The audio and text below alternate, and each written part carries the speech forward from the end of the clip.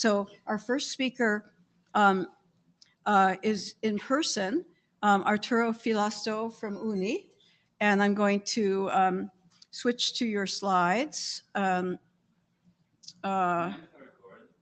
Sorry? I think so, sure, why not? Does anyone object to another recording going on? Backup recording, right. Okay.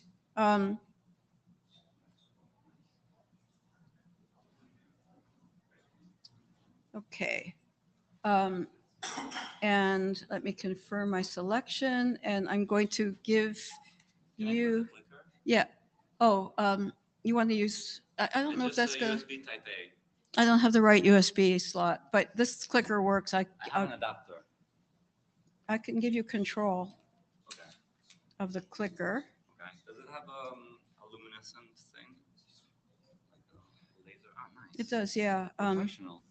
Actually, would one of my co-chairs give control of the clicker to Siobhan, to Arturo? Nice. Thank it you. works. It is my first time, and I practiced, but a lot of things have happened since then. Thank you. Okay. And I think I'll set a timer for 15 minutes just to give us, awareness so that we should start thinking about Q&A at that point. All right. Go ahead. We're happy to have you here.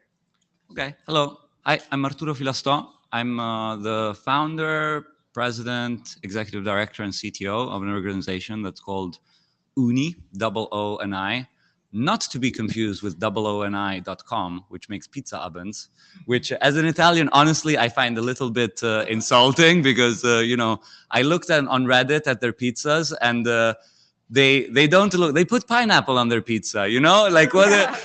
You like the pineapple? Okay, nice. Very nice. Very nice. Perfect. So this is a extended play version of the original presentation that I did at the ARMOR working group. So it contains a few more nuggets of interesting insight, let's say, that comes from us measuring and understanding encrypted ClientHello deployment. And it's really just about, that's the point of the organization that I run. It's really about just observing openly what's happening on the internet in the specificity, and try to see how, as an example, encrypted ClientHello has the potential of strengthening end-to-end resilience. And so, I start off by talking about the why. So the why is there is this RFC, which honestly, I don't remember what it was, but there's a request for comments, which talks about this particular TLS extension, which is, and by the way, if I'm boring you with stuff you already know, like just tell me next, and I can go next to the next slide or skip or whatever. But anyways, the issue with the encrypted ClientHello is that, with the TLS handshake is that there's this particular extension called the server name indication, which includes in the clear the server name, as you would expect, to be able to, in some way, disclose to the terminating TLS endpoint which particular host name you are interested in establishing a TLS session for.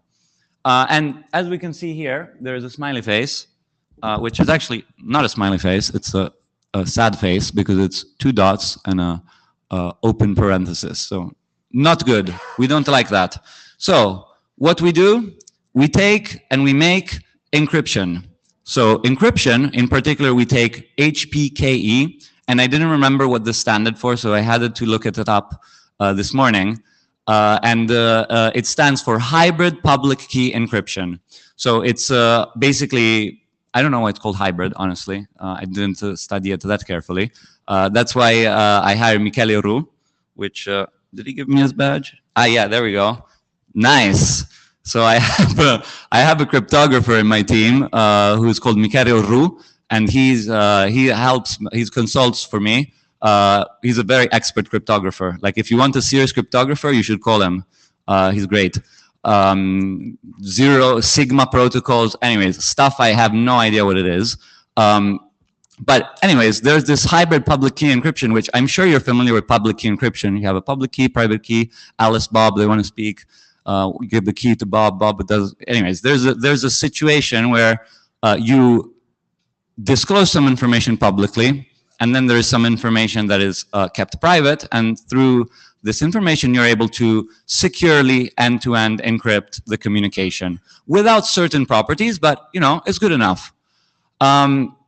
And so that's the start, right? It's like, okay, let's take this thing that exists already, HPKE, and let's use it to encrypt the server name indicator, right? That was the goal. We want to take server name indicator encrypted. That's why it started off as ESNI, right? That was the original, I looked at the revision history. It started ESNI. Let's encrypt the SNI. Then at some point along the way, it became, okay, let's encrypt the whole ClientHello. Sounds great. Why not? Let's encrypt more things. We can encrypt additional things. And so then it became Encrypted ClientHello. Makes sense. Like, I think it's a lot of sense. And I don't know, I just wanted to highlight 2 points regarding the ECH config, which is the means through which this particular cryptography configuration, as well as other additional fields, are used in order to establish this TLS handshake.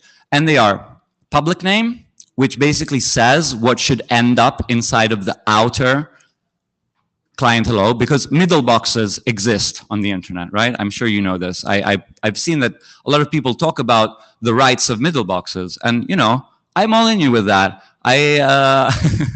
Anyways, let's not talk about that for the moment. So there needs to be some kind of outer SNI so that middle boxes are happy, and that is the public name.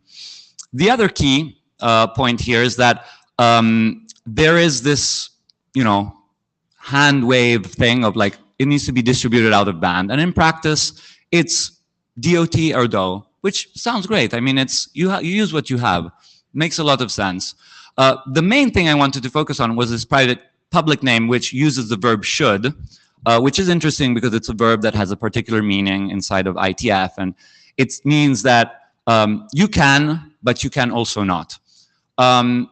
Anyways, moral of the story is we now have encryption. That's great. Hooray for encryption. The plain text, it used to be a semicolon sad face. Now it's an emoji. We have like, what is it? UTF-16 characters, maybe even. And another point that I wanted to make is that there's this old saying that privacy likes company, right? So the more people you have using a particular thing, the better it is from the perspective of privacy.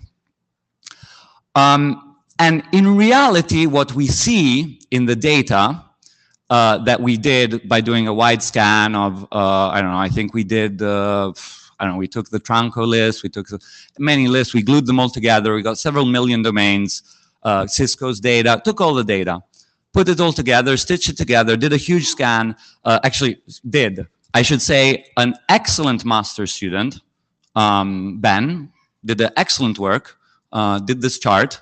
The scale, this black, as far as he told me, black means 1, but I don't know, maybe that scale can use some improvement.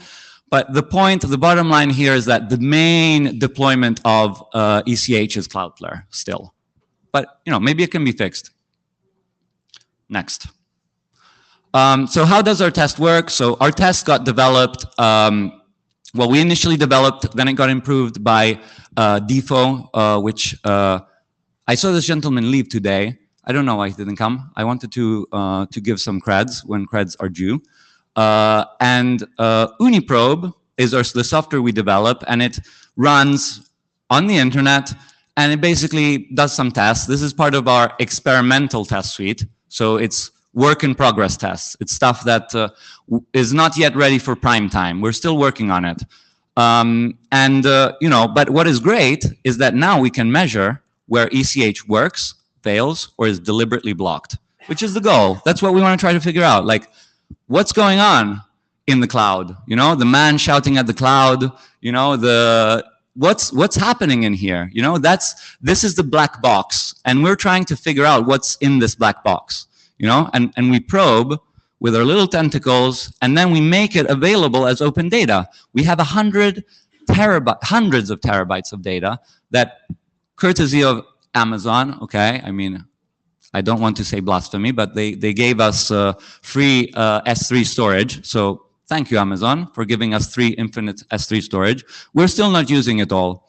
Like infinity, as far as I know, it goes on. So we have hundreds of terabytes. If you want to mirror it, by the way, there's a command. It's a one-liner. You just go to docs. I should have put a slide here about that, but it's easy. Docs, D-O-C-S, .ooni.org. And you can find the documentation there on how to mirror it. It's like a one-liner. You just need the AWS CLI. What's the point? So I wanted to present some work. So the work that I wanted to present was this evidence of adversarial interference, basically. Like the point, the key finding, I guess, is that we found that a particular, because it's nice to measure stuff, right? Like I usually, when people ask me how you measure the internet, I usually,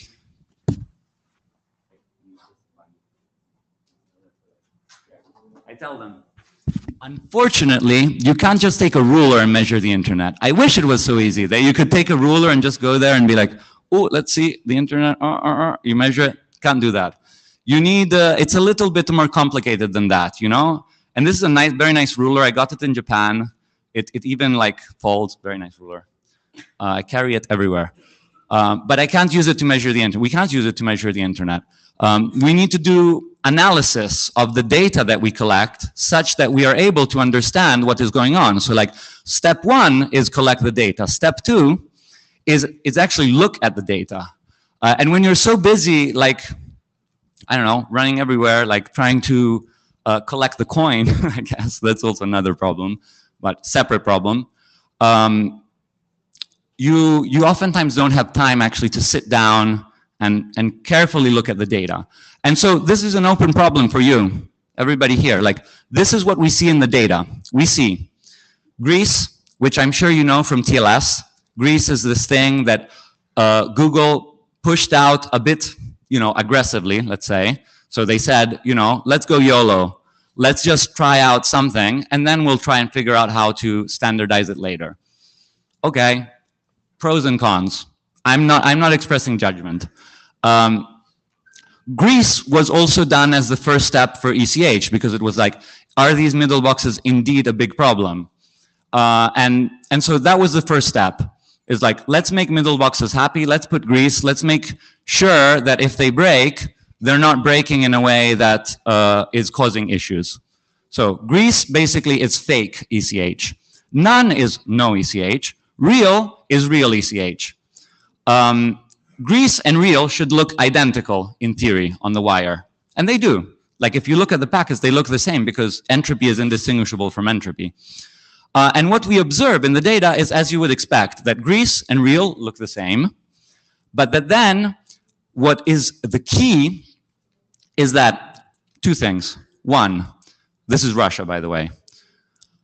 None means there is no ECH. If there's no ECH, there is no blocking. If there is Greece, which is good enough because it's anyways the same as real, we see no blocking for the outer SNI of cloudflare.com. So that's the key takeaway here, that it's a combination of the two things. And I see that I am running low on time, so I better get going. The other thing that I wanted to raise awareness on is what the effect that this had on users. So users went to forums and they started saying, because it basically put the Russian government, ISPs, whatever, in a position to basically have an out-out. They could either block everything or block nothing. And so what they did is here, they blocked everything. So even sites that were unrelated to the sites that they wanted to block were affected as collateral damage. Again, I'm not saying it's good or bad. I'm just saying that this is what happened, okay? People reported on the forums these issues, and they were trying to disable it. Other basic things is like, in some countries, they just look at the outer SNI. They don't even bother with looking at if it's the protocol, you know, not as advanced as Russia. This is another point I wanted to make. Oh, they broke. That's a pity. Okay. Anyways, I wanted to make a point about open data and research. So I did a workshop. I participated to the Internet Measurement Conference, and it was fantastic. An amazing, you know, research community of people that are measuring the internet and are doing great work. And there were some students there that, you know, they were offered all the data sets. I gave them access to the notebook server where you have a ClickHouse instance that you can just run queries for free. Like, no, and, you know, they used the template that was given to them. They just had to copy the template and then put their name on the thing and then go in and run queries. And they did. They ran some amazing queries and they reproduced the same study with their matplotlib. You know, great stuff. Let's give a round of applause for the students.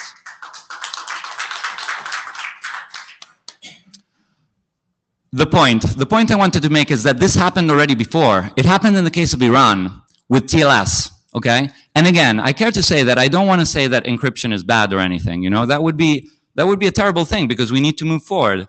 But the point that I'm trying to make is that when Wikipedia encrypts everything, similarly, Iran has binary choice: either block everything or block nothing. So the point I'm trying to make is that, you know, don't take our word for it. Play with our data. That's our website. Here's the students. Okay, nice. It got flipped around. The internet is a complex, interdependent ecosystem. Actions in one part can have unpredictable ripple effects elsewhere. Second-order effects remind us that attempts to control the internet often deepen our understanding of its emergent, unpredictable nature. So let's make a better internet for humans. That's it. Thank you. Okay, questions, comments? We have a little time.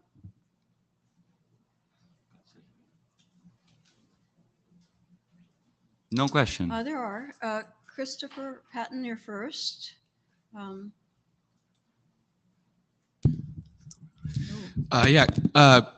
Affiliation is Cloudflare.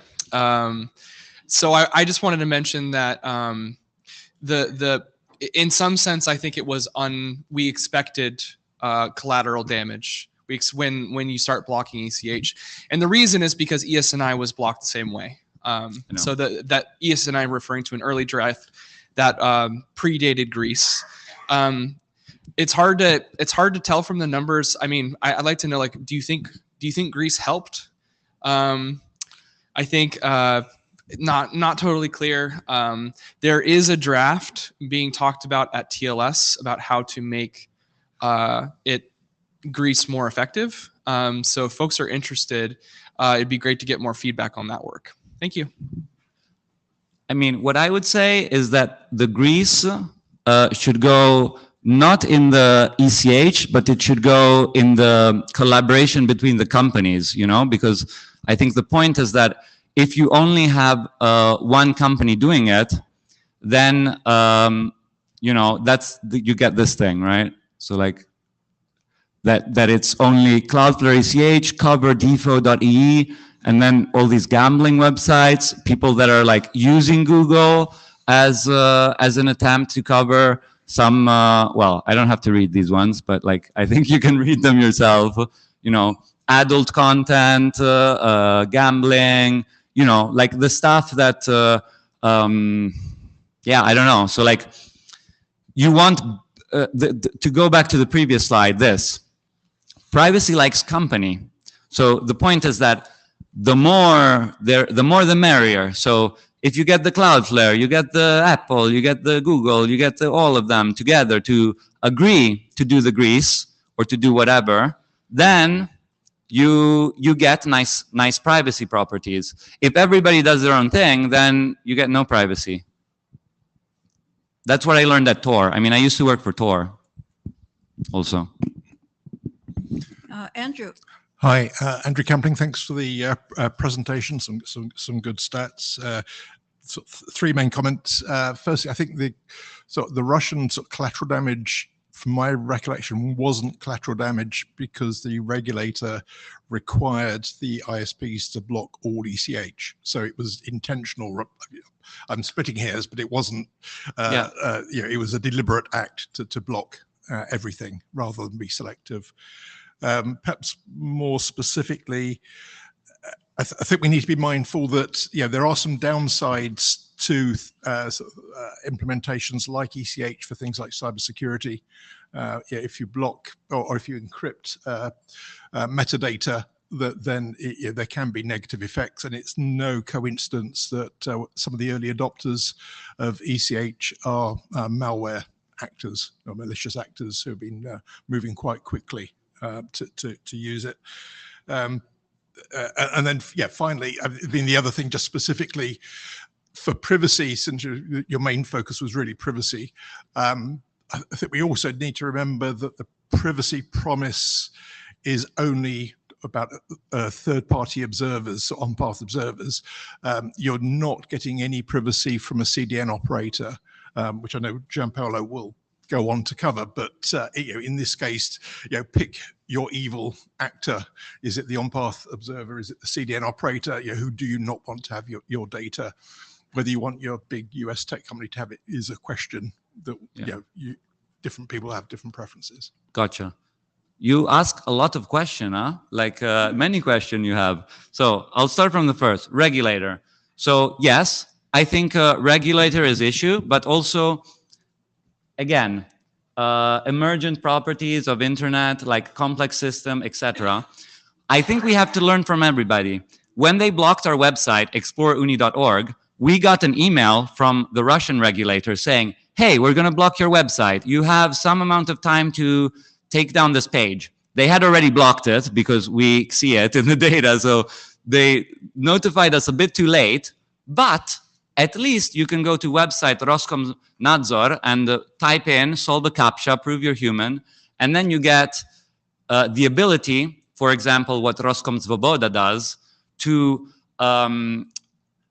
basically say, like basically be informed on like what's going on, right? And that's the kind of thing that we are also trying to do with the Open Observatory of, understanding this complex system and trying to understand what are these unpredictable ripple effects that occur. To the point on cybersecurity, I mean, I don't know, like, sure, there are some interests here, and, I bet there's like people that would like to, I mean, I don't know, look, let's table that one offline. That's what they keep telling me, offline. So that's offline. Move fast, yes, move slow. I was part of a movement, the slow crypto movement. I don't know if you've heard of it. We try to make cryptography that's, you take it easy. It's not so fast. It's like more down to earth, like not up in the quantums or like this kind of stuff. We're like, what you have to send a message, even if it takes light years, you can send a message. On path, honestly, this I have to pull up my notebook because I always mix up on path and in path. I never remember which one is which. Can you remind me? What's on path? Is it direct? Like, is it inline? Or is it like that you're injecting packets? Which one is it? I think on path is just somebody who can inject packets or rate changes. Yeah. So China style. Yeah. China style. Okay, that way I remember it. Okay, so you said on path is more of an issue than CDN, or vice versa.